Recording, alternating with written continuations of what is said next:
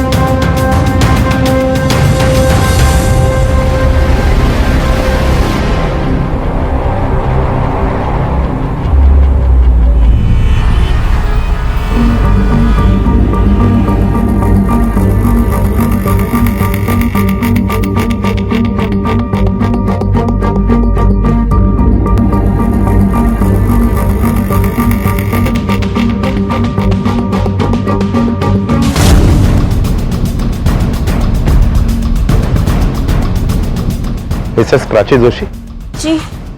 देखिए मैडम, आपको हमारे साथ पुलिस स्टेशन चलना पड़ेगा। मैं पण साहेब मी काय केली? साहेबांकडे घेऊन जा तिला। पण मी मला हाँ बोल रहे काय? सर देखा आपने सर ये ढूंढने नहीं निकली है, ढूंढने का नाटक कर रही है। मुझे पक्का यकीन है कि अनन्या को इसी ने गायब किया है। बताइए प्राची जी, अनन्या कहाँ है? कहाँ छुपा रखा है आपने अपनी बच्ची को? मेरी बच्ची कल दोपहर से गायब है। मैं उसे ढूंढ ढूंढ कर पागल हो गई हूँ, रात भर घर नहीं गई, सड़कों पर भटकती फिर रही हूँ। और आपको मुझे पर शक है कि मैंने अपनी बच्ची को छुपाया है। मेरी बच्ची है सर वो, मैं उसे क्यों गायब करूंगी? सर मैं 5 साल की बच्ची है सर, मेरी बहुत छोटी है वो, प्लीज उसे ढूंढिए मेरे लिए सर। आपकी बेटी कल दोपहर से गायब है और आपने एक बार भी पुलिस में कंप्लेंट करने की नहीं सोची? इनफैक्ट आपने तो अपने हस्बैंड को भी उसके बारे में नहीं बताया। सर मैं इतना डर गई थी, इतना घबरा गई थी, मुझे कुछ समझ में नहीं आ रहा था मैं क्या करूं, तो मैं खुद ही उसे ढूंढने निकल गई।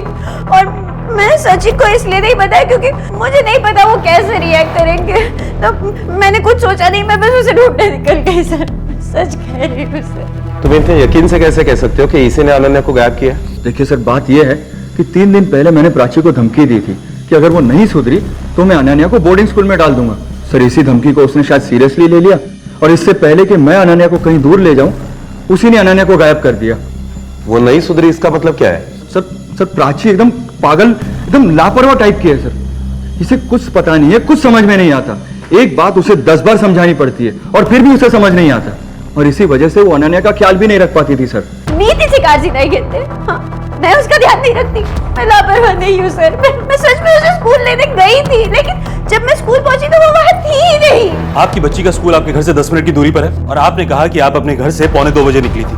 फिर स्कूल पहुंचने में आपको इतनी देर क्यों गई? सर वो मैं स्कूल के लिए जब निकली ना, तो वो हरी भाव चौक है ना, उधर एक लड़के ने मुझे अपनी मोटरसाइकिल से टक्कर मार दी, तो उसी सब झगड़े बहस में देर हो गई सर। अगर आप वाकई में अपनी बच्ची को ढूंढ रही तो इतनी सुबह सुबह उस घर के बाहर क्या कर रही थी जो स्कूल से 40 मिनट की दूरी पर है? आपको कैसे लगा कि एक 5 साल की बच्ची वहां जा सकती है? सर वो मेरी जेठानी का घर है, स्मृति भाभी का। मैं तिला घरी बघायला गेली होती, मुझे लगा कि शायद अनन्या उन्हीं के पास है, उन्होंने ही अनन्या को छुपाया है। आप फिर से झूठ बोल रही हैं प्राची जी। हमने स्कूल के स्टाफ से भी पूछताछ की और उनका कहना भी यही है कि बच्ची अपनी माँ के साथ स्कूल से गई थी। वॉशरूम को बुलाओ। Okay sir. नहीं सर, मैं सच कह रही हूँ, मैं नहीं गई। ये आपकी बच्ची के स्कूल का वॉचमैन है और इसके मुताबिक आप ही बच्ची को लेकर स्कूल से गई थी। बताओ मैडम को क्या हुआ? हाँ साहब, हमेशा यही आती थी बच्ची को लेने और रोज की तरह कल भी आई थी। साहब माँ थी तभी तो बच्ची इतनी खुशी खुशी से गई, किसी अनजान औरत के पास में थोड़े ना ऐसे जाएगी।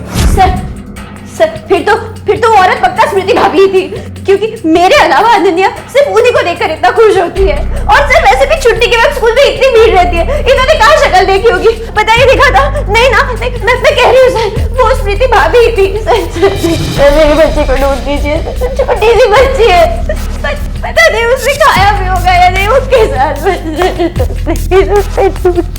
माँ की ममता पर शक करना स्वाभाविक नहीं है, लेकिन यहाँ एक माँ ही शक के दायरे में थी कि उसने अपनी ही बेटी को गायब किया है। जबकि प्राची अनन्या को ढूंढने में कोई कोताही नहीं बरत रही थी। लेकिन सचिन की शिकायत के बेसिस पर पुलिस के लिए प्राची ही पहली संदिग्ध थी। पर क्या एक मां वाकई अपनी बच्ची को अगवा कर सकती है, और अगर हां तो उसकी वजह क्या हो सकती है, और सचिन का प्राची पर शक कितना सही था? यह बात भयभीत करती है कि एक बाप अपनी ही बेटी की गुमशुदगी का इल्जाम उसकी मां पर लगा रहा है।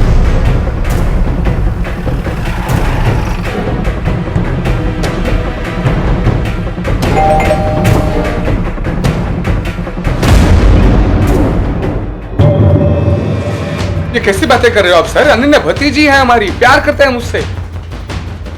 हम भी इस घटना से बहुत सदमे में हैं सर। अच्छा, मगर प्राची का तो कहना है कि अनन्या को गायब करने में स्मृति का हाथ है। क्या? सर, अनन्या मेरी बेटी जैसी है, मुझे भी उसकी उतनी ही चिंता है जितनी प्राची को है। मैं अपनी बेटी को गायब करूंगी क्या? वो आपकी बेटी जैसी है, लेकिन बेटी है तो नहीं ना।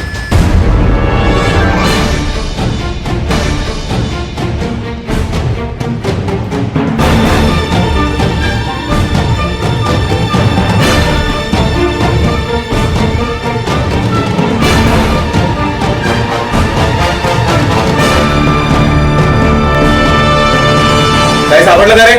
नहीं सर, अंदर कुछ भी नहीं है। हो गई तसल्ली। सर वो भतीजी है हमारी ही भतीजी को हम क्यों किडनैप करेंगे भला?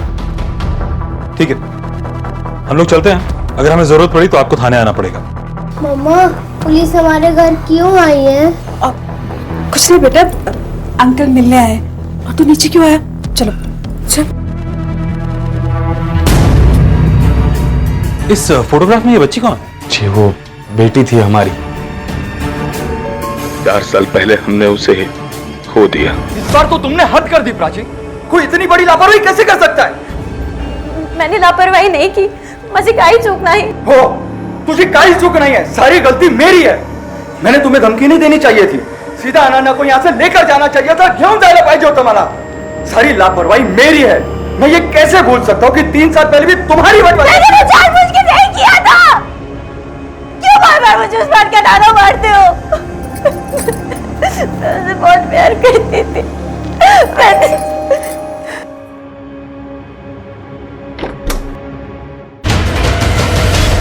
आप मेरी अनन्या मिली ना? नहीं, अभी नहीं।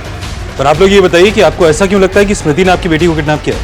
सर, मैं बताता हूँ ये ऐसा क्यों बोल रहे हैं।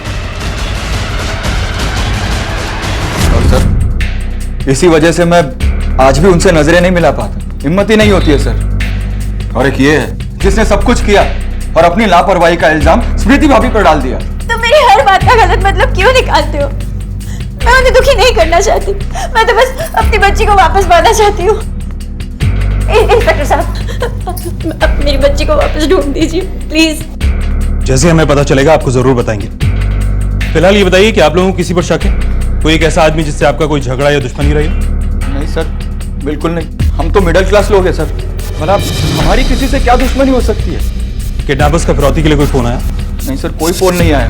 वैसे सर, मुझे नहीं लगता कि अनन्या का किडनैप फिरौती के पैसों के लिए हुआ है। हमसे किसी को क्या मिल सकता है sir? Sir please sir, please मेरी अनन्या को ढूंढ लीजिए।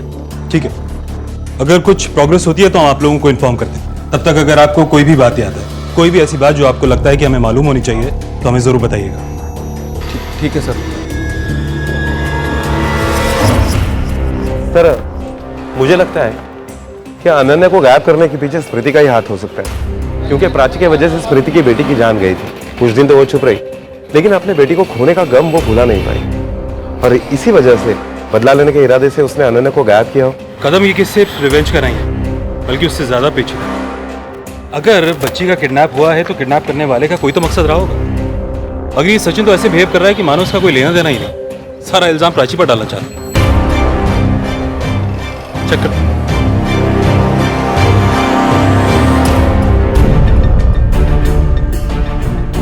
सर, इस केस के मामले में जितना, एक मिनट सर। हेलो, हाँ क्या?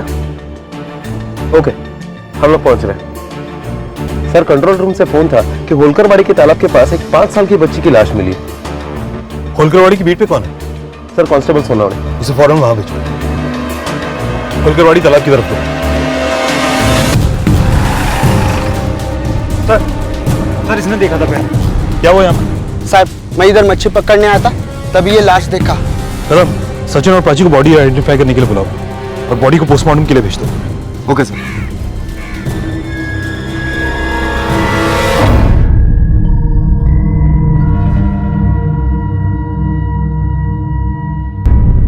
बॉडी का चेहरा बहुत बिगड़ चुका है और इसीलिए आपको पहचान के लिए बुलाया है। ये कपड़े हमें इस बच्ची की बॉडी पर मिले थे, पहचानते हो तुम इन्हें? मुझे इन कपड़ों के बारे में कुछ पता, पर ये मेरी अनन्या ही है। तो बेटा आंखें खोलो। कदम, ये कपड़ों का चक्कर समझ में नहीं आया। अनन्या तो स्कूल के बाहर से गायब हुई थी ना, तो फिर इसे तो स्कूल यूनिफॉर्म में होना चाहिए। सर हो सकता है कि कातिल ने जानबूझकर स्कूल यूनिफॉर्म बदल दिया ताकि हम लोग गुमराह हो सके।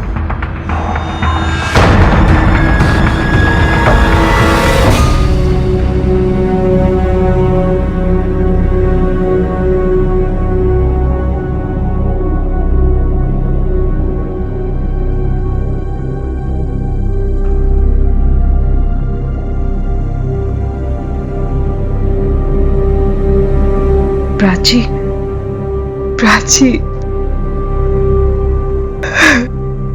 प्राची।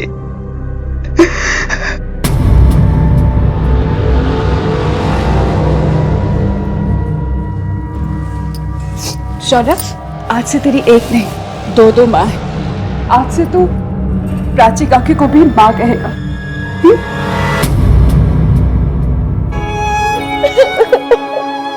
मैं समझ सकती हूँ प्राची, औलाद के खोने का गम क्या होता है। मैं समझ सकती हूँ।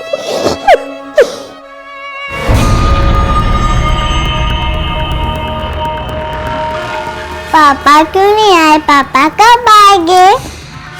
ये विधि का विधान था या फिर किसी षड्यंत्र का हिस्सा, जहां अनन्या जिंदा थी पर माता पिता ने किसी दूसरी ही मृत बच्ची को अपना बता दिया था। कौन थी वो बच्ची और कहां थी अनन्या? अनन्या की हालत को देखकर ऐसा लग नहीं रहा था कि वो जरा सी भी तकलीफ में है। अपहरणकर्ता ने उसे इतना संभाल कर क्यों रखा था? कहीं इस अपहरण के पीछे माँ बाप का ही हाथ तो नहीं था? किडनैपर ने अनन्या को किडनैप किया और जान से मार दिया, मगर किडनैपिंग का क्या मोटिव था ये समझ में नहीं आ रहा। पैसों के लिए किडनैपिंग की गई तो फिर फिरौती के लिए फोन क्यों नहीं आया? सर पुलिस को इस केस में इन्वॉल्व देखकर शायद वो लोग डर गए हो और इसी डर के मारे उन्होंने बच्ची को मार दिया हो। हाँ कदम, पर अगर किडनैपर पैसे ही चाहता था तो बच्ची को बेच भी सकता था। उसका मोटिव भी पूरा हो जाता और शायद हमसे बचने के लिए उसे समय भी थोड़ा ज्यादा मिल जाता। सर अगर दुश्मनी वाले एंगल से देखा जाए तो बदला लेने के लिए बच्ची को किडनैप किया गया और बाद में उसे मार दिया गया। फिर तो शक की सुई स्मृति की तरफ ही बढ़ रही है। हाँ कदम, पर मुझे लगता है कि सचिन और प्राची हमसे पूरा सच नहीं बोल रहे और विजय और स्मृति भी हमसे कुछ छुपा रहे हैं। एक काम करो, अपना एक आदमी सिविल ड्रेस में इन पर नजर रखने के लिए लगा दो। Okay sir.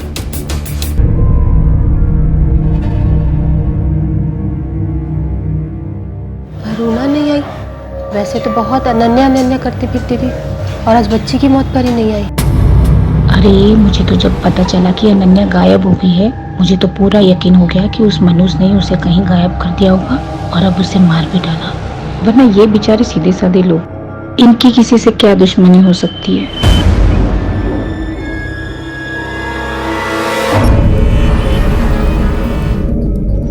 अरे मुझे तो जब पता चला कि अनन्या गायब हो गई है, मुझे तो पूरा यकीन हो गया कि उस मनुष्य ने उसे कहीं गायब कर दिया होगा और अब उसे मार भी डाला।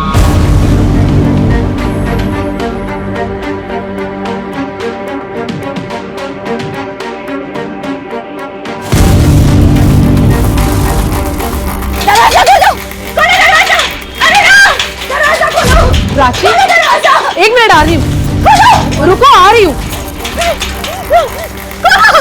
हाँ खोल रही हूँ, एक मिनट।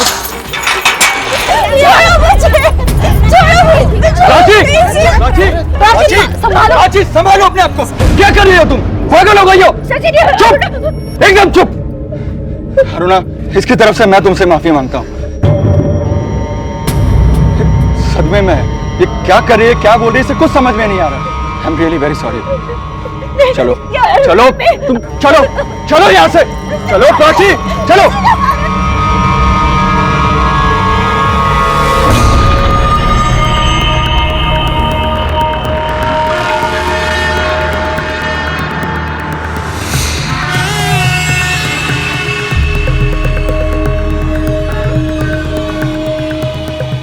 सर, प्राची के घर के बाहर जो हवलदार हमने तैनात करके रखा है, उसने खबर दी कि कल रात को प्राची और उसकी पड़ोसन अरुणा, इन दोनों के बीच में काफी मार पिटाई हुई। प्राची ने तो अरुणा के ऊपर यह भी इल्जाम लगाया कि प्राची के बच्चे को उसी ने मारा है। सर, हवलदार ने हमें यह भी बताया कि यह अरुणा जो है वो अकेली रहती है, उसे बच्चा नहीं हो रहा है, इसलिए उसके पति ने उसे छोड़ दिया। हो सकता है कि प्राची का शक सही हो। अरुणा ने अपने बच्चे की कमी को पूरा करने के लिए अनन्या को किडनैप किया हो और इसके बाद इस डर से कि पुलिस उस तक ना पहुंच जाए बच्चे की जान ले रही हो। मगर इसका उल्टा भी हो सकता है कदम। हो सकता है कि प्राची अरुणा के बच्चे के ना होने का फायदा उठा रही हो और अपना शक उस पर जता रही हो ताकि वो खुद बच सके। क्योंकि अगर अरुणा पर उसे पहले से ही शक था तो उसने हमें पहले क्यों नहीं बताया। और इस प्राची के बारे में मैंने एक बात और नोटिस की है कि बार बार अपना बयान बदलती रहती है, कंफ्यूज रहती है और लोगों की हाँ में हाँ मिलाती जाती है। एक काम करो कदम, उस मोटरसाइकिल एक्सीडेंट के बारे में पता करो कि वो वाकई में हुआ भी था या नहीं, जिसके बारे में प्राची ने हमें बताया।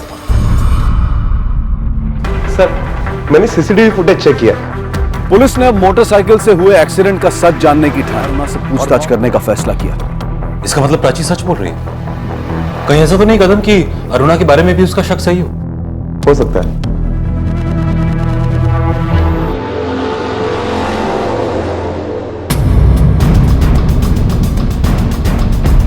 हमें अनन्या के केस के बारे में आपसे कुछ बात करनी है। बात करनी है मतलब? आपने प्राची की बातों को सच मान लिया? उसने बेवजह मुझ पर इल्जाम लगाए और आप पूछताछ करने आ गए? इसमें इतना हैरान होने की कोई बात नहीं। ये हमारा काम है और हम सिर्फ पूछताछ करने आए, कोई इल्जाम तय करने नहीं आए। ठीक है, आइए।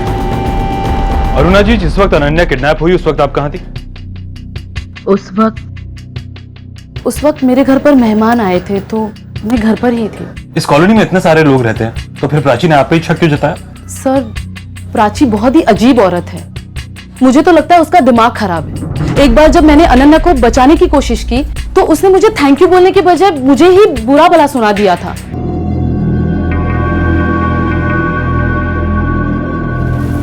तुम क्या कह रहे हो मेरे घर में?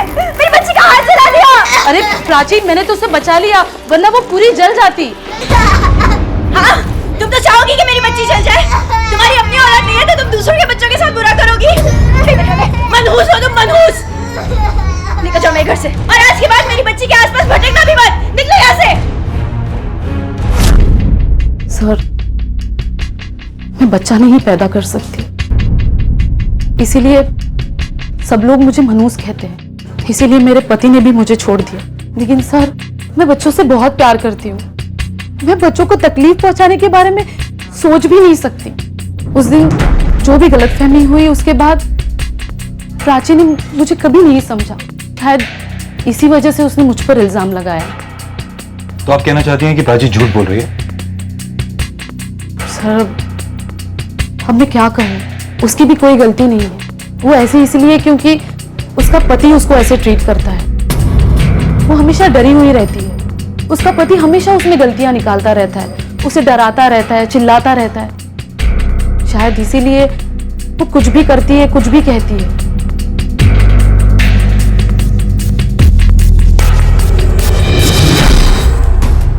कदम, अगर अरुणा सचिन के बारे में जो कह रही है वो सच है तो हो सकता है कि अनन्या की किडनैपिंग और मर्डर का सच कुछ और ही हो।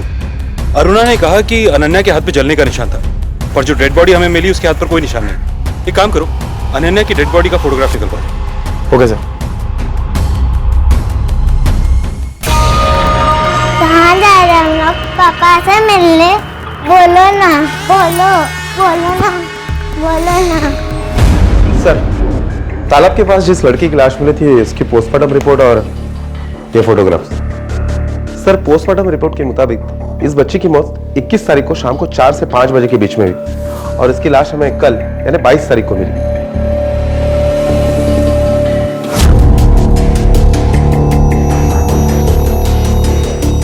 तुम्हारा शक सही था कदम। बच्चे के हाथ पे जलने का कोई निशान नहीं है और ना ही इसके बारे में पोस्टमार्टम की रिपोर्ट में कोई जिक्र है। एक काम करो, इन दिनों में आसपास के एरिया में जितनी भी बच्चों की मिसिंग कंप्लेंट्स दर्ज हुई हैं उनके माँ बाप को शिनाख्त के लिए बुलाओ। Okay sir.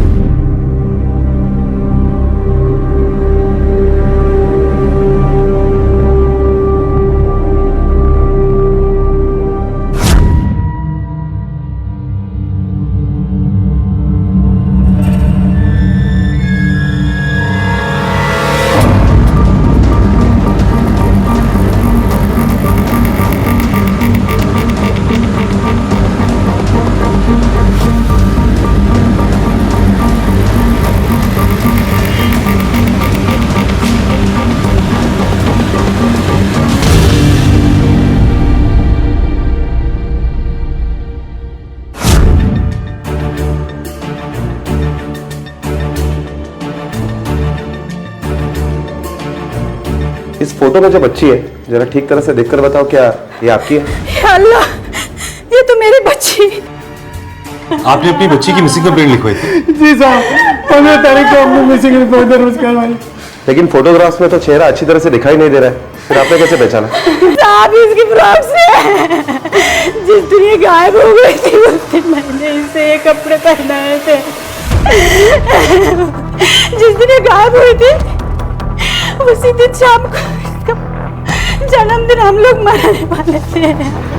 अपने बच्चे को आखिरी बार ना देख पाना, उसका अंतिम संस्कार तक नसीब ना होना माँ बाप के दिल में एक घाव बनकर रह जाता है। और हिना के माता पिता को ये घाव प्राची और सचिन की वजह से मिला था, क्योंकि उन्होंने उनकी बच्ची को अपनी बच्ची बताकर उसका अंतिम संस्कार कर दिया था। और यह बात पुलिस के गले नहीं उतर रही थी कि आखिर ऐसा क्यों हुआ, क्यों वो अपनी बच्ची और दूसरे की बच्ची में फर्क नहीं कर पाए। क्या यह वाकई इत्तेफाक था या फिर एक सोची समझी साजिश? आप लोगों ने हमसे झूठ क्यों बोला कि वो डेड बॉडी अनन्या की थी? मतलब सर हम कुछ समझे नहीं। आपकी बेटी के हाथ पे जलने का निशान था और जिस बच्ची की लाश हमने आपको दिखाई उसके हाथ पर कोई निशान नहीं था। हमने मिसिंग बच्चियों के माँ बाप को थाने में बुलाया और उस बच्ची के असली माँ बाप ने उसको पहचान लिया है। मतलब मेरी बेटी जिंदा है, पर वो कहाँ है? कहाँ है वो? वो तो आप लोग हमें बताएंगे कि अनन्या है कहाँ छुपा के रखा है उसे। और आप लोगों ने उसकी किडनैपिंग की झूठी कंप्लेंट क्यों करवाई? मतलब सर? मतलब ये कि प्राची ने तो आपको बताया नहीं कि आपकी बेटी गायब है, तो अनन्या के गायब होने की खबर आपको कहां से मिली? और फिर किस बेसिस पर आपने उसकी किडनैपिंग की रिपोर्ट थाने में लिखवाई? अच्छा, तो अब आप ये कहना चाहते हैं कि हमने ही हमारी बेटी का किडनैप कराया? एक तो आप लोगों ने इतना बड़ा पाप करा दिया हमसे, और हमारी जिंदा बेटी को मरा हुआ समझकर न जाने किसकी बेटी का अंतिम संस्कार करा दिया हमसे। सर, अब जो हुआ सो हुआ, लेकिन मैं हाथ जोड़कर आपसे रिक्वेस्ट करता हूं सर, मेरी बेटी को ढूंढ ले प्लीज सर।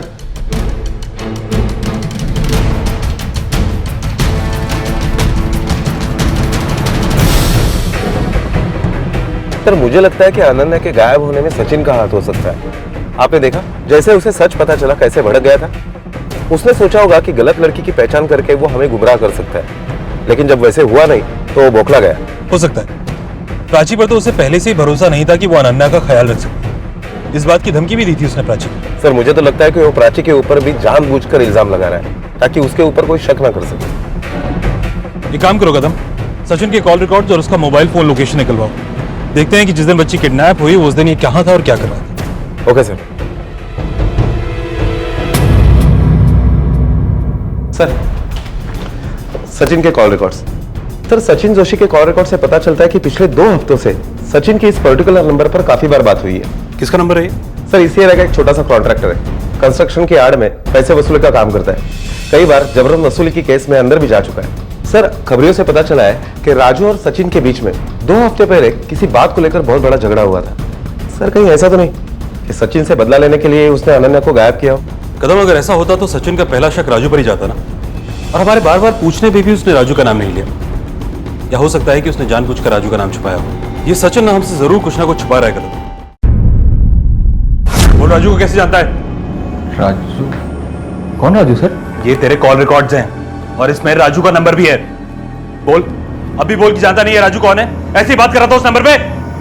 देख सचिन, सच सच बोल, नहीं तो अनन्या की किडनैपिंग के केस में और पुलिस को गुमराह करने के केस में अंदर डाल दूंगा तुझे, समझा? मैं बताता हूँ सर, बता दो सर। सर मुझे सच में नहीं पता था कि राजू ने अनन्या को किडनैप कर लिया है सर। खरंच सांगतो साहेब, मला खरंच नव्हतं माहिती साहेब। मुझे तो तब पता चला जब वो राजू ने मुझे फिरौती के पैसों के लिए कॉल किया। ए सुन, तुझे अगर अपनी बेटी जिंदा वापस चाहिए ना तो 5 लाख का इंतजाम कर, समझा? और हाँ, अगर पुलिस के बारे में सोचा भी तो बेटी इंस्टॉलमेंट पे मिलेगी, समझा?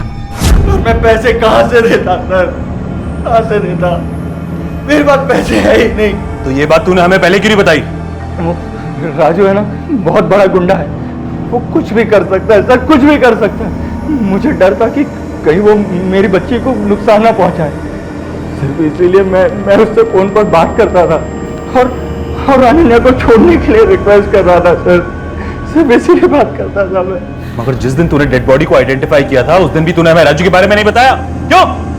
हाँ तो मैंने नहीं लिया था क्योंकि मुझे यही डर था कि कहीं मैं आप लोगों को सच्चाई बता दूंगा तो वो राजू मेरी बच्ची को नुकसान पहुंचाएगा सर, और इसीलिए उसके बाद भी मैं उससे फोन के कांटेक्ट में रहा। तो सर पिछले 3-4 दिनों से वो मेरा फोन नहीं उठा रहा सर। मैं आप लोगों को सब कुछ सच सच बता दिया है सर, सब कुछ सच सच बता दिया है।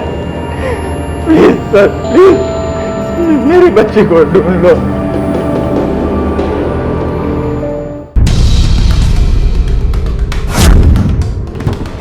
सोनवणे, लगता है दरवाजा अंदर से लॉक है, तोड़ना पड़ेगा। हाँ सर।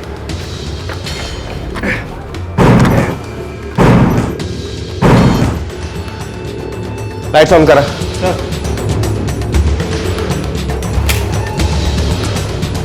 देशमुख, सोनवणे, सगळं घर नीट तपासा, कहीं पर भी अनन्या या कुछ भी क्ल्यू मिलता है तो ढूंढो। सर। Okay sir.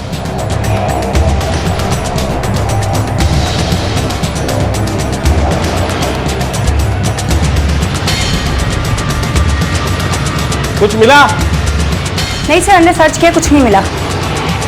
हेलो साहब। हाँ सर, सब राजू तांबे कुंते चौक में बार के बाहर खड़ा है।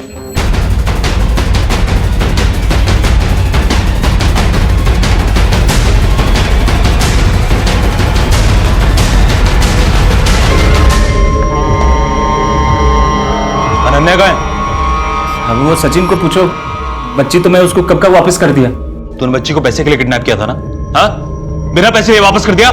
साहब पहली बात कि मैंने किडनैप किया ही नहीं है, और दूसरी बात कि सचिन ने जब मुझे पैसे दिए तो मैंने उसकी बच्ची वापस कर दी थी उसी समय। मतलब? साहब मेरे 5 लाख अटके थे उसके पास, देने का नाम ही नहीं ले रहा था। फिर एक दिन मिला और मुझसे बोला कि मेरी बच्ची है ना अनन्या, हाँ उसे कुछ दिन के लिए तुम्हारे पास रखना होगा तुम्हें, और जैसे पैसों का अरेंजमेंट हो जाएगा मैं पैसे आपको दे दूंगा और बच्ची मुझे लौटा देना। ठीक है। फिर मैंने उसकी बच्ची वापस की और वो मुझे सारे पैसे दे दिया। यही डील था सर, सच बता रहा हूँ सब। ये क्या लगा? ये झूठी कहानी हमें सुनाकर हमें गुमराह करेगा? नहीं साहब, झूठ नहीं बोल रहा हूँ मैं। झूठ क्यों बोलूंगा साहब? मैं क्यों उस करके के बच्ची को किडनैप करूंगा साहब, जबकि मुझे पता है उस लुक्के के पास एक भी पैसा नहीं, उल्टा मेरे पैसे उसके पास अटके थे साहब। साहब मैंने कुछ नहीं किया साहब, सही बता रहा हूँ, मुझे फंसा रहा है वो।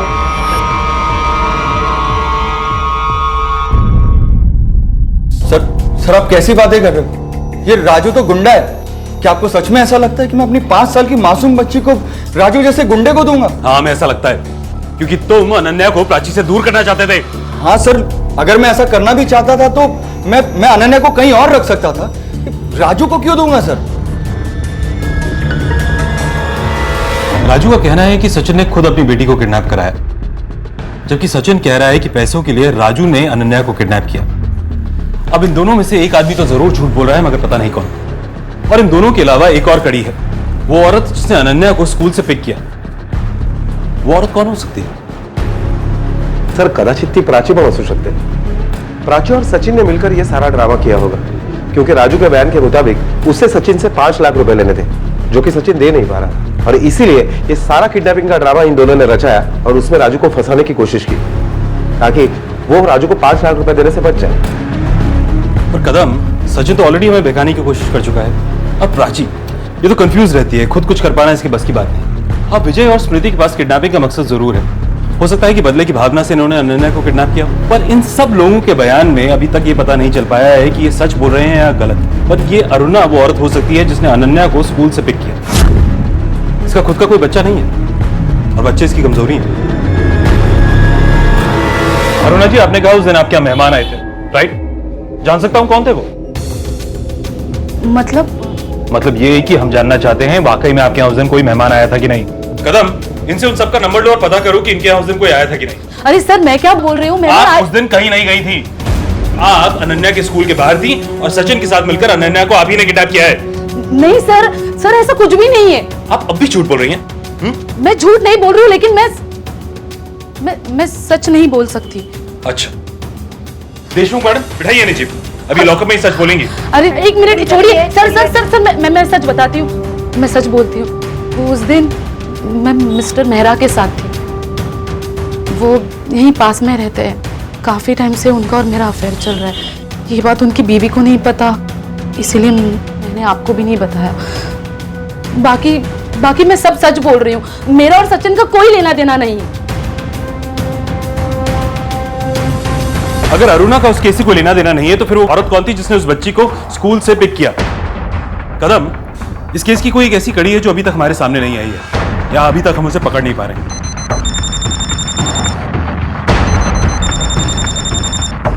हेलो, क्या? सर वो प्राची मेरे बच्चे को, मेरे शौर्य को उठा के ले गई है सर। सर वो पूरी पागल है सर। कहाँ है मेरी बेटी? कहाँ छुपाई तूने उसे? प्राची, पहले तो चिल्लाओ मत, शांति से बात करो। आओ बैठो। मुझे नहीं कोई बात शांति से बात करनी। मेरी बच्ची को गायब करके मुझे क्या दे रही है? मुझे पता है तू नहीं छुपाई, उसे पता कहाँ है वो? प्राची, तूने फिर वही बकवास शुरू कर दी। तू पागल हो गई है क्या? तो पागल हो गई हूँ। बता मेरी बच्ची को कहाँ छुपाया है? प्राची, मैं सच कह रही हूँ, मुझे नहीं पता अनन्या कहाँ है। अच्छा, तुझे नहीं पता कहाँ है तो मैं सर, इससे पहले कि वो मेरे शौर्य को कोई नुकसान पहुंचाए, आप प्लीज उसे ढूंढ लीजिए, उसे पकड़ लीजिए, मेरे शौर्य को बचा लीजिए। वो औरत वाकई पागल औरत है सर। प्लीज हमारे बेटे को बचा लीजिए। अनन्या के अपहरण और गलत बच्ची की पहचान से होता हुआ ये केस अब शौर्य के अपहरण तक आ पहुंचा था।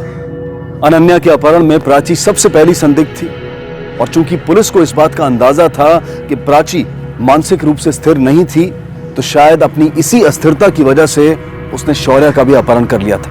पर सवाल यह था कि प्राची खुद अनन्या का अपहरण करके पुलिस को गुमराह क्यों करेगी, और अगर अनन्या उसी के पास थी तो उसे अब शौर्य का अपहरण करने की क्या जरूरत थी, जिसे आज तक लोग एक हादसा समझ रहे थे। कदम, ये प्राची और शौर्य के बारे में कुछ पता नहीं चला ना?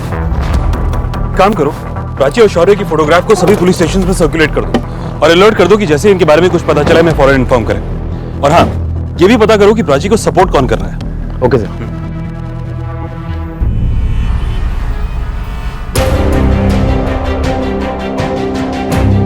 ताला लगा है, उससे पूछता हूं। सुनिए, ये अरुणा कहाँ गई है? ये तो नहीं पता हमें, लेकिन जाते हुए देखा था उसे। काफी जल्दी में लग रही थी और फोन पे भी बात कर रही थी कि तुम पहुंचो मैं आती हूँ। कहाँ गई हो? शिवाजी नगर में उसके पिताजी रहते हैं, शायद वहीं गई होगी। Thank you.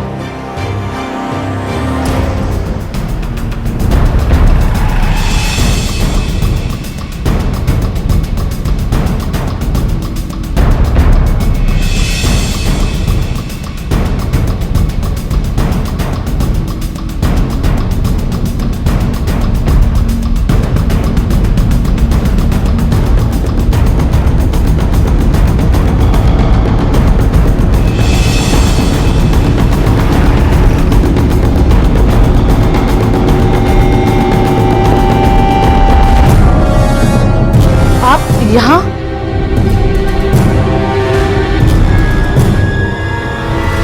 अरे मैडम,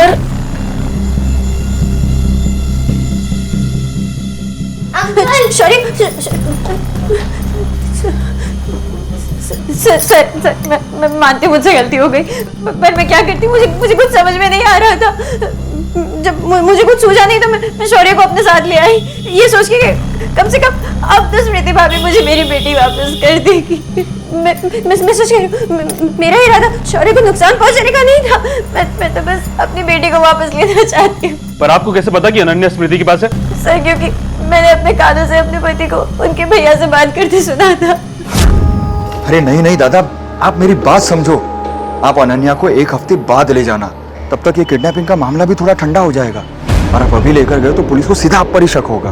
और वैसे भी ये प्राची ने स्मृति भाभी का नाम ले लिया पुलिस के सामने। हाँ दादा, हाँ।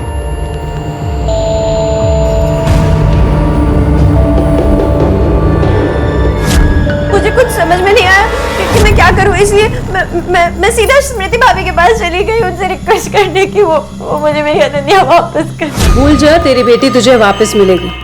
तूने मेरी बेटी की जान ली थी ना, मैंने तेरी बेटी ले ली। मैं आपका हाथ जोड़ती हूँ, आपके पाँव पड़ती हूँ, प्लीज मुझे मेरी बच्ची वापस कर दो। तेरी बेटी तो तुझे वापस मिलने से रही, और दोबारा इस घर में कदम मत रखना। तो चल निकल यहाँ से।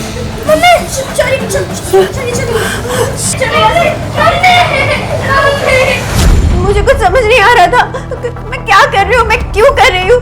मैंने अरुणा दीदी को फोन किया, इनके कहने पे मैं शौर्य को लेकर यहाँ पे आ गई। इन्होंने मुझसे कहा भी कि मैंने गलत किया है, मुझे शौर्य को वापस उसके घर छोड़ देना चाहिए, लेकिन सर मुझे अपनी बेटी के आगे कुछ भी नहीं सूझा। और मैं करती भी तो क्या करती, वो सब आपस में मिले हुए, मेरे पति मेरी जेल सब।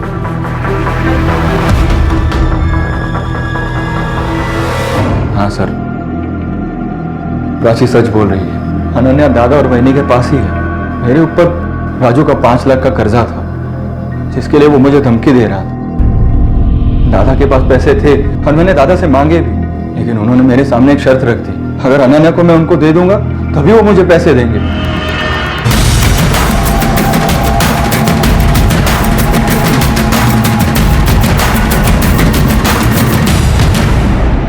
कहाँ जा रहे हैं आप लोग? जी क्या हुआ? हम तो यही किसी काम के लिए वो गाड़ी की चेकिंग करो। अरे लेकिन सर क्यों? हमने किया क्या है? अभी पता चलेगा क्यों। अरे सर हटो, डिक्की खोलो। क्या हुआ?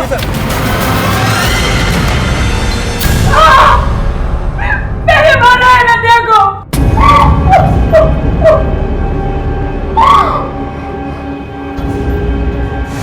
हमारी बच्चे की मौत के बाद स्मृति बहुत दुखी रहने लगी थी। मैंने सोचा कि अगर स्मृति प्रीति को भी अपने बच्चे के लिए तड़पती हुई रोती हुई देखे तो शायद वो ठीक हो जाएगी, कुछ सुधार हो जाएगा। पहले प्राची ने मेरी बच्ची की जान ले ली और अब मेरे शौर्य को मुझसे छीन लिया। मैं उसे सबक सिखाना चाहती थी, बताना चाहती थी कि औलाद को खोने का काम क्या होता है। उस दिन मैं अनन्या के कमरे में गई। तुझे किडनैपिंग का नाटक करने की क्या जरूरत थी? अगर तू अपनी बेटी को अपने भाई के पास भेजना चाहता था तो बिना नाटक के भी भेज सकता था ना? हाँ सर, भेज सकता था, लेकिन मुझे एक तीर से 2 निशाने लगाने थे। उस राजू और प्राची दोनों से छुटकारा पाना था। इसीलिए मैंने राजू को कहा कि अनन्या को कुछ दिन अपने पास रखे। देखो मैं तुम्हें तुम्हारा सारा पैसा लौटा दूंगा, लेकिन उसके लिए ना मेरा एक छोटा सा काम करना। अब कौन सा काम है भाई? भाई वो मेरी बच्ची है ना अनन्या, उसे कुछ दिन के लिए तुम्हारे पास रखना होगा तुम्हें। और जैसे पैसों का अरेंजमेंट हो जाएगा मैं पैसे आपको दे दूंगा और बच्ची मुझे लौटा देना। और उसके बाद मैंने टपोरी को पैसे दिए और पहुंचने में देर कर दी।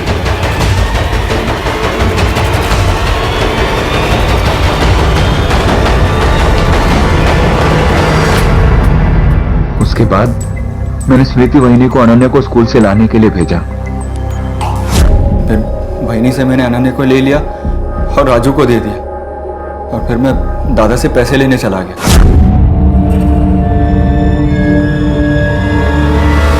वो पैसे मैंने राजू को दिए और अनन्या को वहां से छुड़ा लिया। सर मैं जानता था कि अनन्या दादा और बहनी के पास ज्यादा सेफ रहेगी और उससे अच्छी जिंदगी भी मिलेगी। सेफ?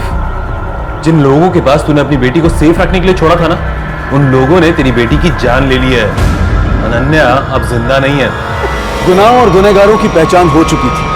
सचिन, विजय और स्मृति इस वक्त न्यायिक हिरासत में हैं। प्राची इस परिवार में अकेली बची थी जिसने अपने आंसू पी लिए थे, और शौर्य को उसने अपनी ममता के आंचल से ढक लिया था, इस बात को भूलते हुए कि उसी के माता पिता अनन्या के कातिल हैं। पति पत्नी का रिश्ता एक दूसरे की कमियों को ढकते हुए, दूर करते हुए, एक दूसरे का सहारा बनकर उस रिश्ते को मजबूत बनाना होता है। लेकिन सचिन ने प्राची के साथ बिल्कुल इसके विपरीत व्यवहार किया।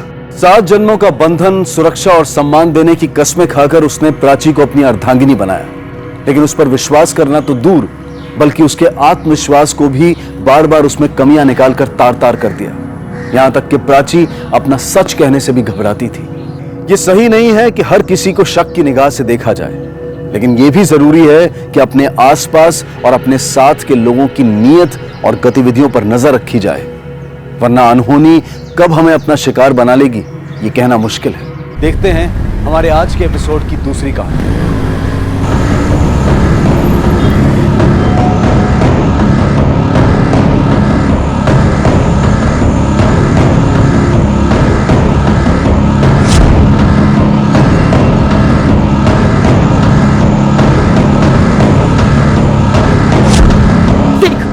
देख ये हाल किया मेरे बच्चे का। जवाब दे। हाँ हाथ छोड़ो मेरा, मैंने कहा हाथ छोड़ो। मुझे देखिए तो पहले हुआ क्या। मेरे बच्चे को मारा है तुम लोगों ने। अरे पेट में मामूली दर्द था उसके, कहा मामूली इन्फेक्शन है ठीक हो जाएगा, फिर कहा ठीक हो गया घर ले जाओ। घर लेके गई 2 घंटे अच्छा रहा, उसके बाद उसने दम तोड़ दिया। तेरी दोस्त ने मारा है मेरे बेटे को, तुमने। इम्पॉसिबल, ऐसा हो ही नहीं सकता, आपको गलतफहमी हुई है। छोड़ो मुझे। अरे चुप चुप चुप चुप, जाओ तुम जाओ। सब के सब डॉक्टर चोर है, पूरा डिपार्टमेंट चोर है। मेरी आदि की जान ले ली तुम लोगों ने। कातिल है तू भी और तेरी जो डॉक्टर है वो भी।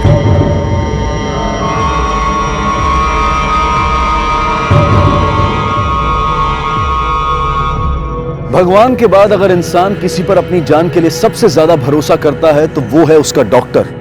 लेकिन आए दिन चिकित्सा क्षेत्र से जुड़ी लापरवाही की वारदातें बढ़ती जा रही। जहां कुछ समय पहले तक ये वारदातें छिपी रहती थी, लेकिन वहीं आज के इस आधुनिक इंटरनेट के युग में खुलकर सामने आ रही हैं। अक्सर इस लापरवाही का नतीजा होता है मरीज की मौत। मरीज आंखें बंद करके डॉक्टर पर भरोसा करता है और वही भरोसा आखिर में भंग हो जाता है। क्या चंद्रिका के बेटे आदि की मौत इसी लापरवाही का परिणाम थी या फिर बात कुछ और थी?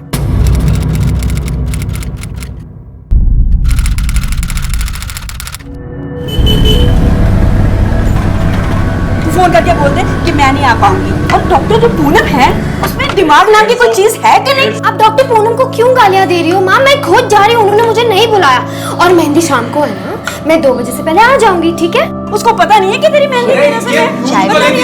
अरे भैया मुझे दृष्टि, वो दूध वाला पैसे मांग रहा, दे दो ना। उसे भी अभी आना था पापा। सुनो, इनसे काफी है? केबल वाला आया था, वो भी- बाद में। दृष्टि तू मेरी बात सुन पहले। मैं आ जाऊंगी मेहंदी से पहले, ठीक है? 2 बजे तक घर पहुंच जाऊंगी माँ। और पवन ओए, जल्दी नीचे आ, चल मुझे लेट हो रहा है। जल्दी पवन, चाचा हॉस्पिटल है ना, ये जान लेके छोड़ेगा ये। बस दिशु, 1 मिनट जरा मालूम करना कि पवन क्या कर रहा है। कहता है कि उसे कोई जॉब शॉप लगी है। अगर जॉब लगती तो उसकी कोई कंपनी ऑफिस का नाम तो होता। मुझे लगता है फिर से कोई कांड करने वाला है वो। यही सोचो आप मेरे बारे में। भरोसा तो है नहीं अपने बेटे पर, हमेशा बुरा ही सोचेंगी। तेरे कारनामे चलते ऐसा कह रही हूँ, समझा? अरे यार बस करो तुम दोनों, मुझे पहले से ही लेट हो रहा है। चल ना यार पवन। और चाची सुनो, मुझे ना आते आते 2 तो बज ही जाएंगे। तब तक आप प्लीज माँ को मैनेज कर लेना। हाँ हाँ हाँ, संभाल लूंगी। चल।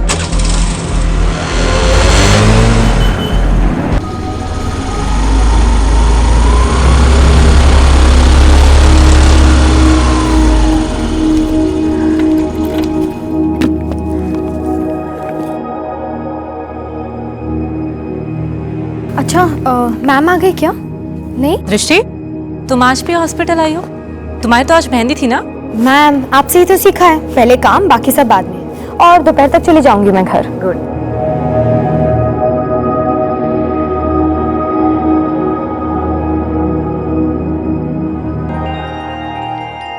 48 आवर्स हो गए हैं, इसे फीवर तो नहीं आया ना? No doctor. Very good. अब आप इसे घर लेके जा सकते हो। एंड मेक श्योर कि ये ऑयली और मसालेदार खाना ना खाए। ठीक है। और जाने से पहले एक फाइनल डोज दे दो इसे, इंजेक्शन लगा। जी डॉक्टर। उसके बाद आप लेके जा सकते हो। चल। हाय, आप तो बिल्कुल ठीक हो गए। मुझे घर नहीं जाना, मुझे यहीं मजा आ रहा है। आदि, घर क्यों नहीं जाना? डांट खानी है तुझे? हाँ, एक तो तेरा खर्चा।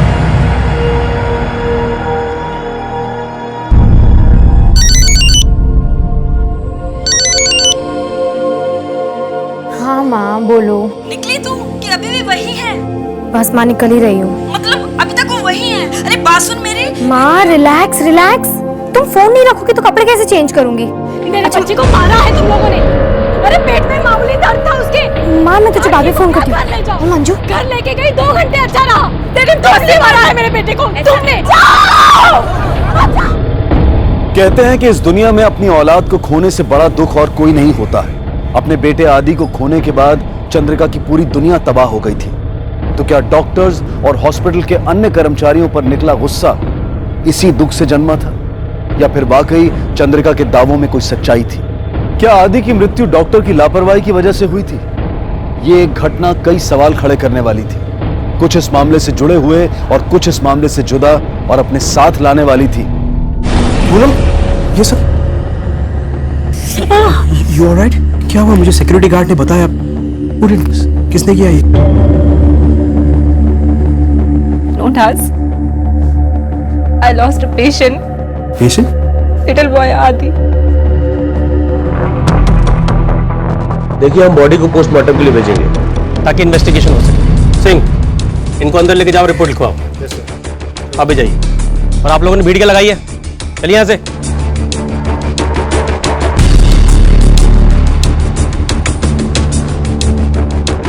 क्या मामला है? सर मेडिकल नेग्लिजेंस का मामला है। वायस हॉस्पिटल के ओनर डॉक्टर यशवंत की बहू डॉक्टर पूनम के खिलाफ कंप्लेंट कर रहे हैं सर ऑनेस्टली मुझे भी लगता है कि एलिगेशन कोई दम नहीं है। ये तो खैर पोस्टमार्टम से पता चल जाएगा, लेकिन तुम फॉलो अप करते रहो। Okay sir, I will update.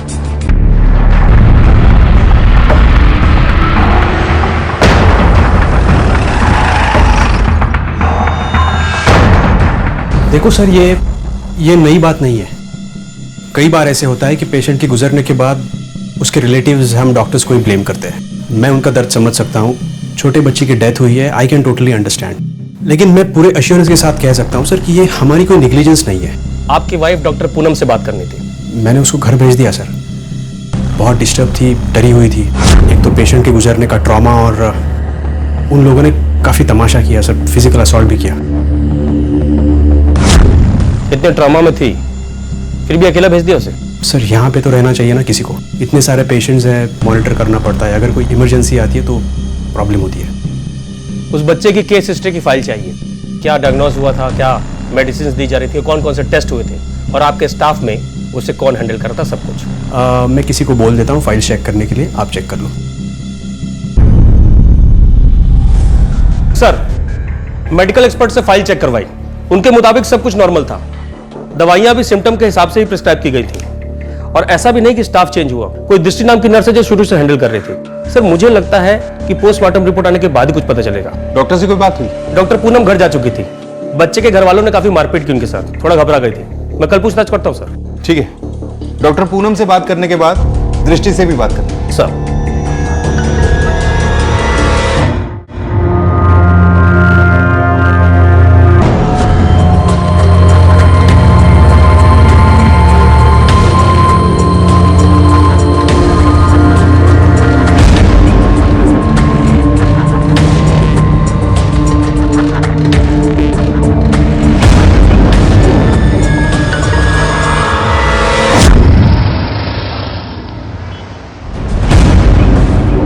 मुझे एक कंप्लेंट लिखवानी है। क्या हुआ? बैठिए, बैठ के बात कर।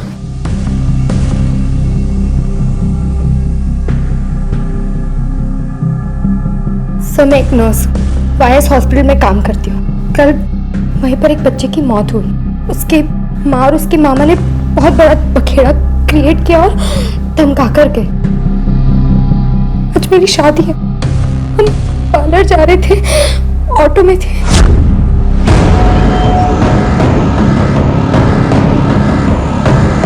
वायस हॉस्पिटल, ये वही ना डॉक्टर पूनम कुमार केस वाला? जी। दृष्टि, वो बच्चा जिसकी मौत हुई वो तुम्हारी ही देखरेख में था ना? तुम ही ने दवाई दी थी उसको? जी सर। अच्छा, वो दवाई डॉक्टर ने खुद बताई थी तुमको? जी सर, हम खुद से मेडिसिन नहीं दे सकते पेशेंट को। कहीं वो बच्चा तुम्हारी ही गलती की वजह से तो नहीं मरा, या डॉक्टर से दवाई लेबल करने में या प्रेस्क्राइब करने में गलती हुई? नो सर, उसे मेडिसिन देने के बाद वो ठीक हो गया था, वो घर चला गया था। शायद वहीं जाने के बाद कुछ हुआ होगा, उसके पेरेंट्स ने कुछ किया होगा। वो लोग ऐसा क्यों करेंगे? सर शायद पैसों के लिए। उसकी माँ और मामा ही फ्रॉड है। जब बच्चे को एडमिट किया था उसके बाद मैंने उनको बात करते हुए सुना था। ये लो। क्या है? इसके बिल। इतने पैसे कहाँ से लाऊंगी मैं? अरे ये लड़का तो जान लेके रहेगा मेरी। इसकी पढ़ाई लिखाई, खाना खेलना, सब चीजें, और अब ये बीमारी। कहाँ से लाऊं इतने पैसे? अच्छा होता अगर ये मर जाता। जब वो डॉक्टर पूनम पे इल्जाम लगा रहे थे तभी मैंने उन्हें बता दिया था कि मैं ये सारी बातें पुलिस को बता दूंगी। दीदी तो डॉक्टर पूनम पर इल्जाम वगैरह लगा रही है ना, सब बंद कर दे। उनकी कोई गलती नहीं है। और अगर ये सब बंद नहीं किया ना तो ध्यान रख, तेरे बारे में जो मैं जानती हूँ ना सबको बता दूंगी। सच तो वैसे भी सामने आ जाएगा। देखते हैं कौन क्या छुपा रहा है। इनकी डिटेल्स ले लो।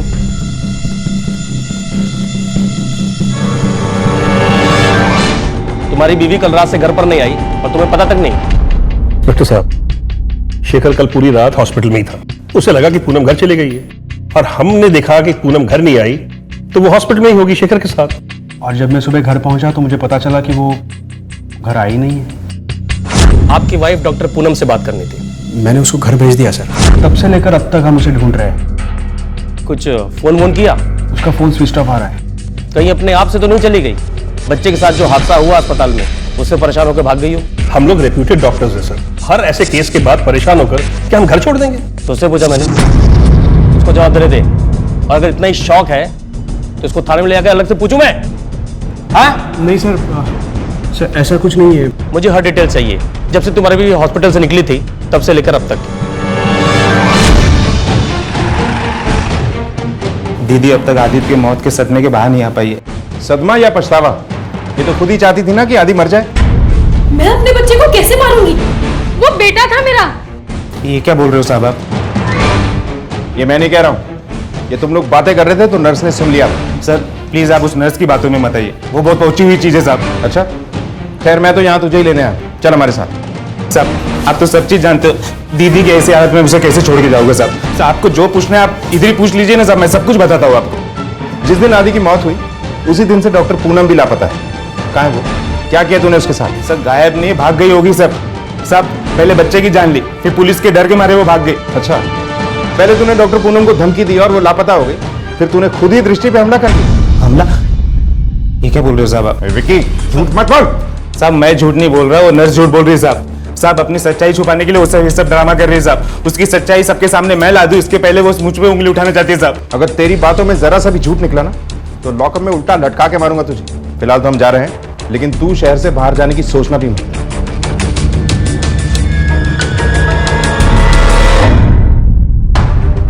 सर आदित्य की पोस्टमार्टम रिपोर्ट आ गई है। सानी, मौत का कारण है हार्ट फेलियर। कहीं ऐसा तो नहीं कि बच्चे की हार्ट की पहले से ऐसी कोई कंडीशन थी जिसके बारे में डॉक्टर्स को पता ही नहीं चला? पॉसिबल है सर, लेकिन सर अगर ऐसा है तो ये कैसे पता चलेगा कि नेग्लिजेंस किसकी तरफ से हुई थी? या तो डॉक्टर्स जिन्होंने सावधानी नहीं बरती, या फिर फैमिली मेंबर्स जिन्होंने प्रॉब्लम को इग्नोर किया। एग्जैक्टली, इसीलिए सिर्फ इतने से काम नहीं चलेगा। एक और डिटेल्ड पोस्टमार्टम रिपोर्ट मंगवाओ। टाइम लगता है तो लगने दो, लेकिन सब कुछ क्लियर होना चाहिए, वो ज्यादा जरूरी है। और सर बॉडी? अगर पोस्टमार्टम वाला डॉक्टर बोलता है तो बॉडी को रिलीज कर दो। और हाँ, डॉक्टर पूनम के बारे में पूछताछ से कुछ पता चला? नहीं सर, हॉस्पिटल से निकलने के बाद से ही उनका फोन स्विच ऑफ है। सर मैंने हॉस्पिटल से बात करके उनके क्रेडेंशियल भी निकलवाए, सब चेक भी करवाया, सब कुछ जेन्युइन लगता है सर। सानी, ये जो बच्चे की माँ है चंद्रिका और बच्चे का मामा विक्की, दोनों काफी डाउटफुल लगते हैं। दोनों की डिटेल्स निकलवाओ। विक्की पे वैसे तो मैंने नजर रखवाई हुई है, ये कुछ भी कर सकता है। हाँ एक काम करो, डॉक्टर पूनम की फोटो को सर्कुलेट करवाओ और अपने खबरी नेटवर्क को एक्टिवेट कर दो। Sir excuse me sir. Hello, शुरू से बताइए क्या हुआ था? सर मैं और दृष्टि आपसे मिलने के बाद किसी भी तरह जल्दी जल्दी घर पहुंचे और तैयार होकर हम सब अलग अलग गाड़ियों में हॉल के लिए निकले थे।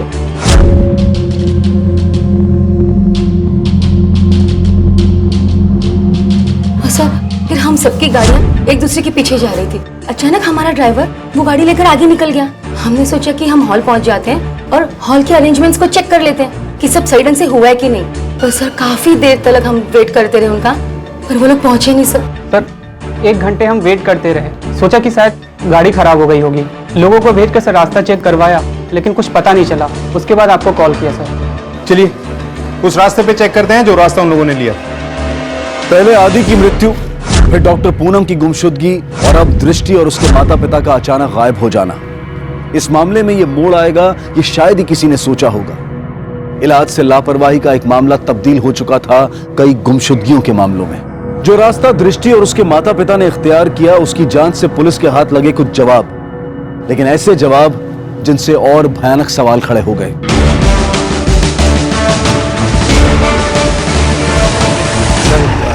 ये रास्ता हॉल की तरफ जाता है और ये दूसरा रास्ता? सर वो तो सुनसान रास्ता है। हो सकता है उन लोगों ने इसी रास्ते पे गाड़ी ली। एक बार चेक करते हैं, गाड़ी इस तरफ ले चलो।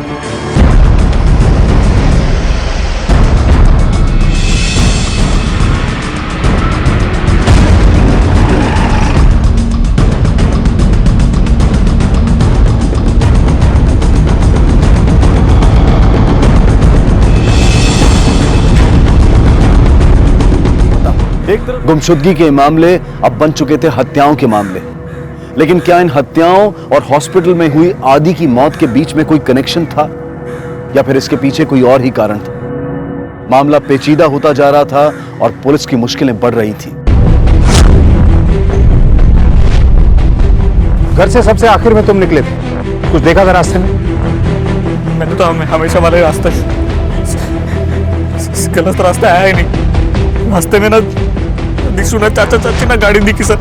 वो ड्राइवर कार की रेंटल कंपनी से था या बाहर से? सर वो गाड़ी लेकर खुद आया था sir, A to Z car solution. Sir मैंने खुद बुक की थी।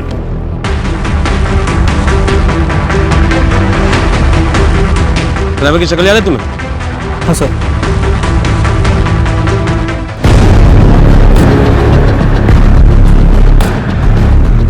सर गन शॉट वुंड और खून के छींटों से साफ पता चलता है कि गोली एकदम पास से चली है, पॉइंट ब्लैंक रेंज से। फोरेंसिक जांच चल रही है सर। प्राइमा फेसी तो रॉबरी की लगती है। रॉबरी का ठीक उसी वक्त होना जब ये लोग शादी के लिए जा रहे थे। इन लोगों ने गहने पहने हुए थे। या तो ये रॉबरी बहुत दिन पहले प्लान की गई थी, या फिर ये रॉबरी नहीं कुछ और ही है। वाइस हॉस्पिटल लग तो यही रहा। लेकिन बच्चे के मामा विक्की पे हमने नजर रखवाई थी। अगर ये कुछ हरकत करता तो हमें पता चल जाता। सर मैं भी किसी और से करवाया। पॉसिबल। सर डॉक्टर पूनम के गायब होने पर हमें इसी पर शक था। इसके कॉल रिकॉर्ड चेक किए, इवन हॉस्पिटल से घर तक के रास्ते का पूरा चेक किया, कहीं आसपास भी नहीं था सर। नहीं, दोनों ही वारदातों में इस विक्की का मौजूद होना जरूरी नहीं है। शातिर आदमी हो सकता है मोबाइल को घर पे ही छोड़ दिया है। इसके करंट ट्रायंगुलेशन रिकॉर्ड से यह भी पता करो तब ये विक्की कहां था। और हाँ, कॉल रिकॉर्ड से यह भी पता करो कि ये किस किस के साथ कांटेक्ट में था। सर सिर्फ विक्की ही नहीं, चंद्रिका के कॉल रिकॉर्ड्स भी चेक करो। काफी गुस्सा भरा हुआ है इसमें। हॉस्पिटल में भी पूछताछ करो कि दृष्टि या उसकी फैमिली से किसी को कोई प्रॉब्लम या किसी से कोई दुश्मनी।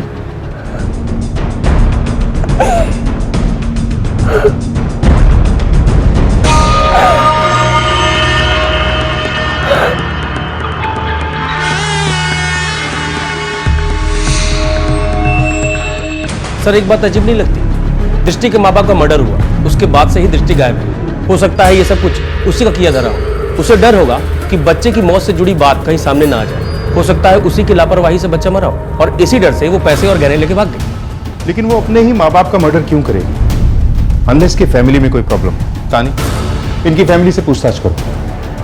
ये चारों केस बहुत ही अजीब है। फिर डॉक्टर पूनम का गायब होना, फिर दृष्टि के माँ बाप का मर्डर और दृष्टि का गायब होना। सानी, इन चारों केसेस के आपस में जुड़े हुए होने की गुंजाइश है। क्यों किया तूने ऐसा मेरे साथ? तूने मारा मेरे माँ बाप को। क्यों किया? सर दृष्टि के पड़ोसियों से बात की। पड़ोसियों के मुताबिक फैमिली एकदम नॉर्मल थी। बस दृष्टि की मां नीला थोड़ी झगड़ालू थी सर। पड़ोसियों से अनबन रहती थी हमेशा। अच्छा, वो गाड़ी जिसे दृष्टि और उसके माँ बाप को हॉल तक ले जाने के लिए हायर किया गया था, उसकी रेंटल कंपनी से बात हुई? सर ऐसी कोई कंपनी है ही नहीं। और पवन ने जो नंबर दिया था वो भी फर्जी है सर। सर मुझे लगता है ये पवन हमसे झूठ बोल रहा है। हो सकता है। सर मैंने चंद्रिका और विक्की दोनों के कॉल रिकॉर्ड्स और ट्रायंगुलेशन रिकॉर्ड्स चेक करवाए। दोनों घर पर ही थे वारदात के समय। हाँ, लेकिन शायद ये दोनों गाड़ी चलाने वाले ड्राइवर को जानते होंगे। एक बार फिर से मिलते हैं इन लोगों से। सिंह,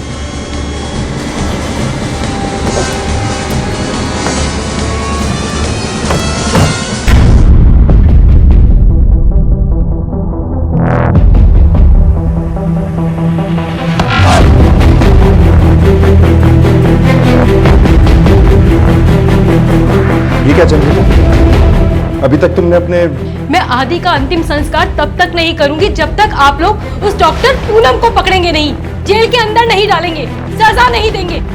देखो अपने बच्चे की तरफ। क्या लगता है तुम्हें इसे इस तरह अच्छा लग रहा होगा? क्या तुम नहीं चाहती कि इसकी आत्मा को शांति मिले?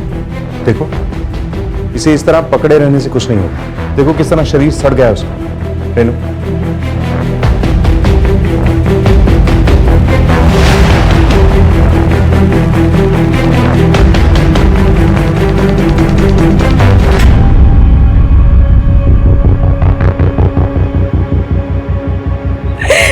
मेरी ही गलती। तुम्हारी वजह से? हाँ, हमेशा उसको कोसा करती थी। उसके बाप के मरने के बाद उसकी देखभाल करना बहुत मुश्किल हो गया था मेरे लिए। सोचती थी वो भी अपने बाप की तरह मर जाए। मुझे क्या पता था कि ये सच हो जाएगा और मेरा आदि मुझे छोड़ के चला गया।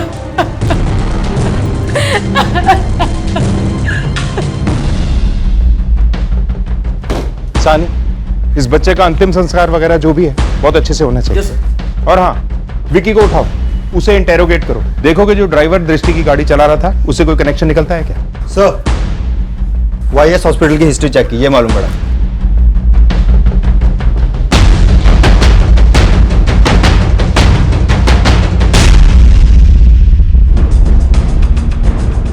तुम्हारे पति का इलाज भी वायस हॉस्पिटल में चल रहा था ना, पिछले साल मार्च महीने में। मुझे पता चला था कि वायस वाले गरीबों का कम खर्च में इलाज करवाते हैं, इसलिए उन्हें ले गई थी वहाँ। पर मुझे क्या पता था कि वो मार ही डालेंगे। लेकिन रिपोर्ट में तो ये लिखा था कि तुम्हारे पति के सारे ऑर्गन फेल हो गए थे, लीवर, गुर्दा, दिल। नहीं साहब, ये सब उन्हीं की वजह से हुआ है। हम तो सिर्फ एक लीवर के इलाज के लिए गए थे, ऐसे कैसे सारे अंग खराब हो गए। डॉक्टर कौन था? डॉक्टर पूनम। और नर्स? बताइए क्या हुआ था? मार डाला साहब मेरी बेटी को। मामूली सी बीमारी थी, कहा था कि ठीक हो जाएगी, फिर अचानक। क्या बोल रही है ये क्या बोलेंगे साहब, इन्होंने तो पैसे खाए हैं, बेच दिया अपनी ही औलाद को। लापरवाही के चलते एक साल में 3 मौतें। ये मानहानि है, मैं बोल रहा हूँ। बिना सबूत के आप लोग इल्जाम लगा रहे हैं।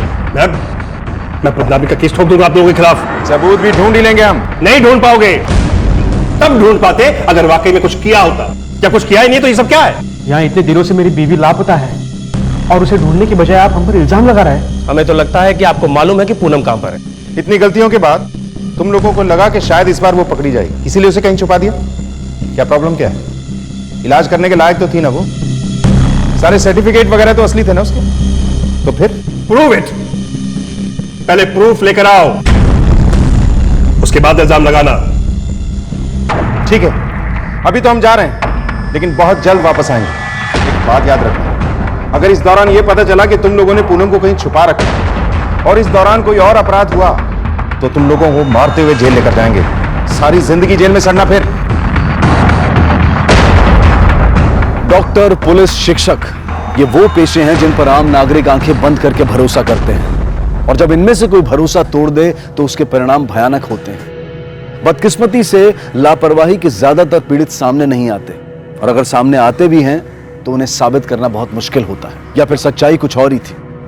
2 लोग जिनके पास इन सवालों के जवाब होने की संभावना हो सकती थी, वो अब दोनों लापता थे, डॉक्टर पूनम और दृष्टि। इस बीच दृष्टि की जान पर मंडरा रहा खतरा बढ़ता जा रहा था। क्या पुलिस समय रहते उस तक पहुंच पाएगी?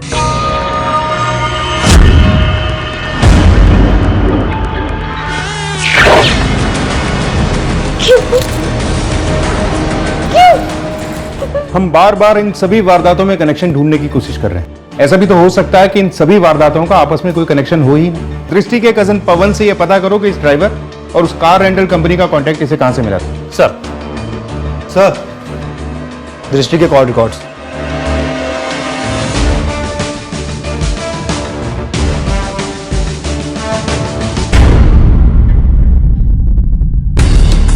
हमें कानून सिखाने की कोशिश मत करो, ये कानून हम रोज ही लागू करते हैं। जितना पूछ रहा हूं उसका जवाब दो।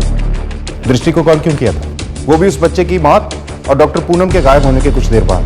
हॉस्पिटल में हंगामा हुआ था, उसको जानने के लिए उसको मैंने फोन किया था। किसे बचा रहे हैं आप, खुद को या अपनी बहू पूनम को? आसानी बोल। क्या नंबर कहां से मिला? सर, वो डायल 24/7, वो आप सर्विस है ना? मैसेज तो होगा, वो ऑटोमेटेड मैसेज आता है ना कॉल के बाद। हाँ सर, मैसेज आया था पर मैंने डिलीट कर दिया। अच्छा, चलिए बता, जॉब कैसी चल रही थी? तो तेरे पास तो जॉब ही नहीं, झूठ बोला था ना तूने सबसे, तो ये कैसे मान ले कि अब सच बोल रहा है तू? चल अब ये बता कि दृष्टि को क्यों मारा? उसे तेरे सच का पता चल गया था इसीलिए मारा उसे? ऐसा कुछ नहीं हुआ सर। पवन सच बोल। सर मैं सच बोल रहा हूँ। सर आपको तो उल्टा दृष्टि पर शक करना चाहिए। उसी ने अपने माँ बाप को मारा होगा, फिर भाग गई वहां से। वो क्यों मारेगी अपने माँ बाप को? सर वो शादी नहीं करना चाहती थी, डॉक्टर बनना चाहती थी। शादी करने के बाद उसका काम, उसकी पढ़ाई सब छूट जाता। जब रिश्ता आया तो उसे लगा कि शादी के बाद लड़के के घर वाले उसे काम और पढ़ाई दोनों करने देंगे, लेकिन शगुन के दिन। देख बेटा, एक्चुअली मुझे तुझसे अकेले में कुछ बात करनी थी। वीरेन को तो तेरी आगे की पढ़ाई से कोई प्रॉब्लम नहीं है, उसने तो बोलने के लिए बोल दिया। पर तू सोच ना, हम इतनी फीस कहाँ से लाएंगे? डॉक्टर बनने के लिए तो बहुत पैसे लगते ना बेटा।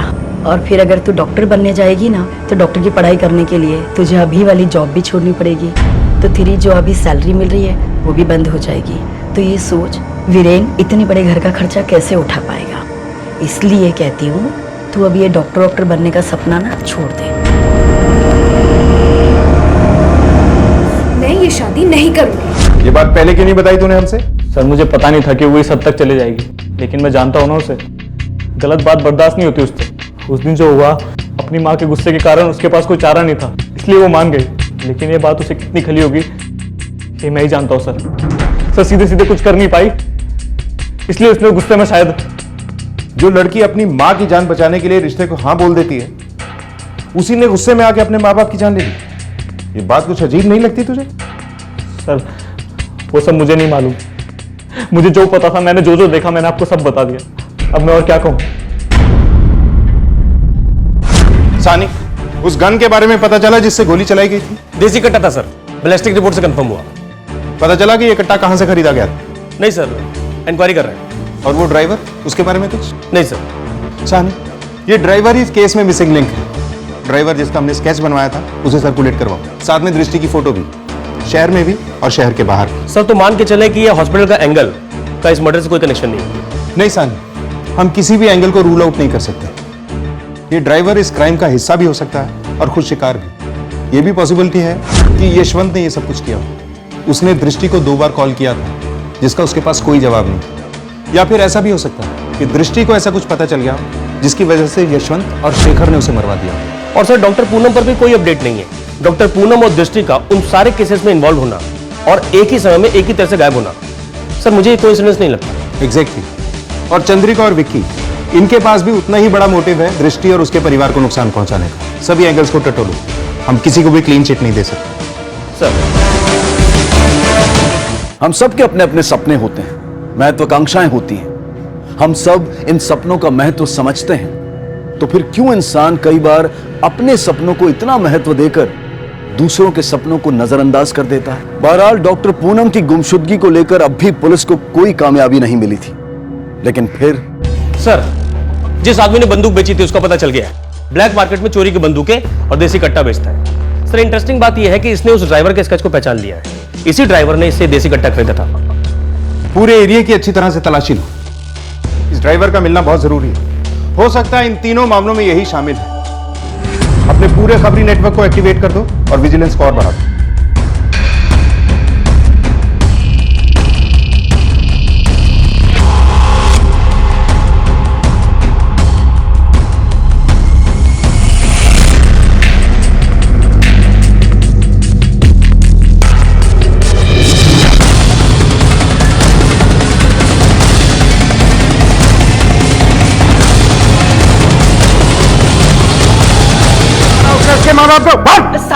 सर कौन दृष्टि?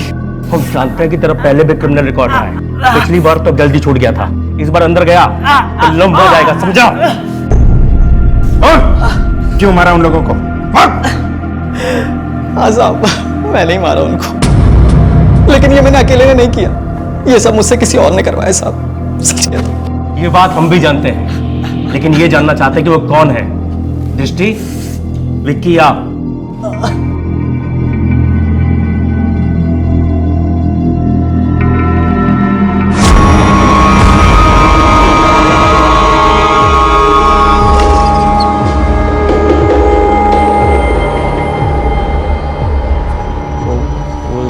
मेरा प्लान नहीं था सर, वो सब दृष्टि का प्लान था। वो दृष्टि को सर अपने माँ बाप पे बहुत गुस्सा आया हुआ था, वो उसकी जबरदस्ती शादी करवाए थे ना सर, इसलिए उसको तो जॉब करनी थी, वो घर छोड़ के भागना चाहती थी अपने सपने पूरे करने की। आई नो कि ये गलत है, पर इसके अलावा कोई और ऑप्शन नहीं है पवन। देख पवन, मुझे तेरी सिर्फ थोड़ी सी हेल्प चाहिए। डॉक्टर बनना चाहती हूँ मैं, और ये जो गहने हैं ये सब मेरे लिए तो है ना, मैंने ही तो बनवाए थे, मेरे ही काम आएंगे। मैं प्रैक्टिस कर सकती हूँ, लोगों की जानें बचा सकती हूँ।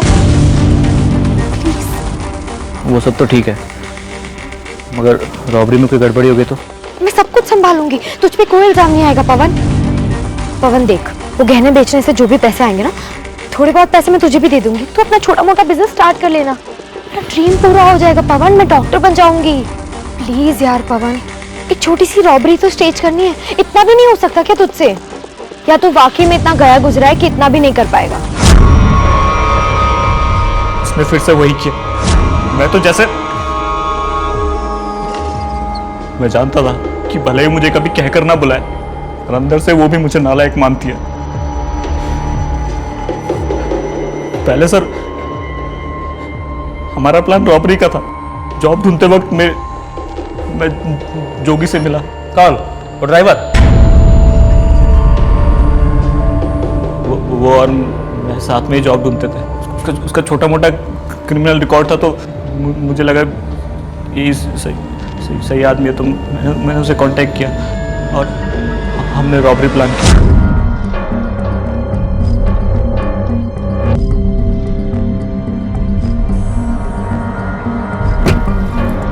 पवन ये देख, ठीक है क्या? पवन हर बार की तरह इस काम को भी मत बिगाड़। अरे पवन जल्दी चलो, देर हो रही है। आता हूँ जी, आप लोग निकलिए, मैं सबको भेज के पहुंचता हूँ। हाँ ठीक है, जल्दी आना। जल्दी। उसकी बातों पे मुझे उतना गुस्सा आया कि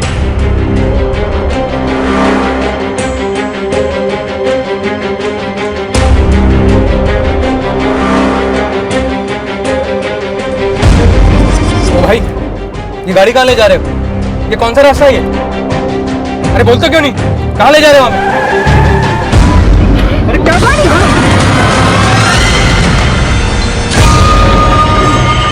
कुछ जब जोगी, अब इसके साथ क्या करने का इरादा? इसे भी पहुंचाऊंगा इसके माँ बाप के पास, पर पहले तड़पा अनुजी भर के। बचपन से इसके चलते जो ताने जो गालियां पड़ी हैं, सबका बदला लेना। मैं तो मानो घर में पड़ा हुआ कचरा था। मेरी अपनी माँ उससे ज्यादा उससे प्यार करती थी। मैं जो भी करता, जितनी भी कोशिश करता, मेरी माँ के लिए हमेशा कम था। जीती जी तो सब पर दृष्टि का जादू सवार था, लेकिन मरने के बाद दृष्टि कहाँ है?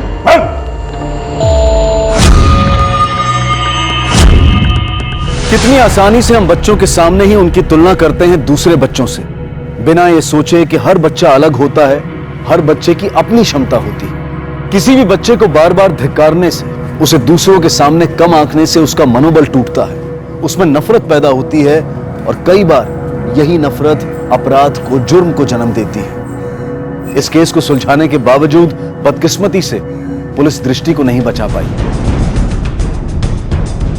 हमेशा इंसाफ के लिए आवाज उठाने वाली और सही रास्ते पर चलने वाली दृष्टि ने जिस दिन मुश्किलों और अपने साथ हो रहे अन्याय से भागने की कोशिश की, वही दिन उसका आखिरी दिन साबित हुआ। अब पुलिस ने अपना ध्यान मोड़ा गुमशुदा डॉक्टर पूनम की तलाश करने में। उनका यह अनुमान था कि यह मामला हॉस्पिटल में लापरवाही की वजह से हुई आदि की मौत से जुड़ा था। सर आपका अंदाजा बिल्कुल सही निकला। दृष्टि के माँ बाप के मर्डर के पीछे तो कोई और ही वजह निकली। हॉस्पिटल का इससे कोई कनेक्शन नहीं है। एक केस तो सुलझा, काश हम दृष्टि को बचा पाते सर। और हॉस्पिटल पर जो लापरवाही के इल्जाम लग रहे हैं, उसके खिलाफ हमारे पास कोई सबूत नहीं और ना ही डॉक्टर पूनम पे कोई अपडेट। लेकिन एक बात है कि सच धीरे धीरे सामने आ रहा है। दृष्टि ने पवन को बताया कि डॉक्टर यशवंत उसे धमका रहा है कि वो अपना मुंह बंद रखे, लेकिन प्रॉब्लम यह है कि दृष्टि खुद ही जिंदा नहीं। मुझे ऐसा लगता है कि हमने इस केस की जांच में कुछ ना कुछ मिस जरूर कर दिया। हमें एक बार फिर से जांच करनी चाहिए। सर बच्चे की डिटेल्ड पोस्टमार्टम रिपोर्ट आ चुकी है, आपके डेस्क पर रखिए। चलो। सर रिपोर्ट के मुताबिक अदी का डायग्नोज ही गलत हुआ था। उसका इलाज स्टमक इन्फेक्शन का चल रहा था, जबकि प्रॉब्लम कैंसरस ग्रोथ की थी। अदी के दिल के पीछे एक ट्यूमर जैसी चीज बढ़ रही थी जो कैंसरस थी, और वो इतनी बढ़ गई कि उसका दिल उसका दबाव नहीं झेल पाया और नतीजा हार्ट फेलियर। मतलब हॉस्पिटल का अंदाजा शुरू से ही गलत था। डॉक्टर पूनम आदि की बीमारी को डायग्नोज कर ही नहीं पाए। डॉक्टर पूनम नहीं सर। तो कौन? मुझे मेरे वकील से बात करनी है। बात करा मेरे उससे। लॉयर की जरूरत तो पड़ेगी तुम दोनों बाप बेटे को। आखिर जाली डिग्री के सहारे प्रैक्टिस कर रहे थे, और सर हम लोग शक उस डॉक्टर पूनम पर कर रहे थे। ये सब आप क्या कह रहे हैं? सही तो कह रहे हैं हम। अब तो सारे सबूत हैं हमारे पास। तुम्हारे सारे सर्टिफिकेट्स, मेडिकल बोर्ड के डॉक्यूमेंट्स, सबकी जांच की है हमने। सबके सब जाली। लंबे समय के लिए अंदर जाओगे तुम लोग।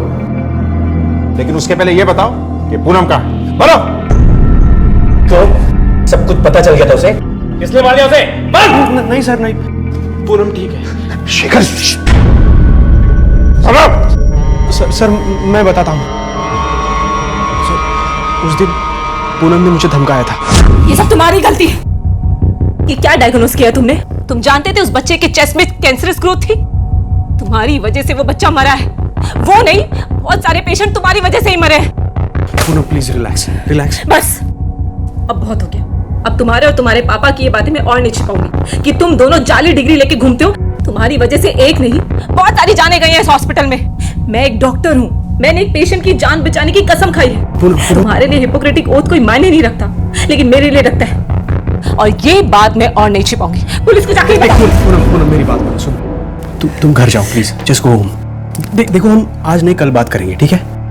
और अगर तुम चाहती हो तो मैं और मेरे पापा कल से प्रैक्टिस बंद कर देंगे। फाइन। उसके बाद मैं पैनिक हो गया और पापा को कॉल किया और सब बता दिया पापा को। उन्होंने कहा कि वो सब संभाल लेंगे। बेटा तुम ठीक तो हो ना? तुम सही हो। मुझे शेखर ने सब कुछ बता दिया है। ऐसी गलती बार बार होनी नहीं चाहिए। मैं और शेखर हम दोनों अपनी प्रैक्टिस बंद कर देंगे। I know this is not the right time, लेकिन बेटा एक हाउस कॉल आया है, पुराना पेशेंट है और मैं चाहता हूं कि तुम मेरे साथ चलो।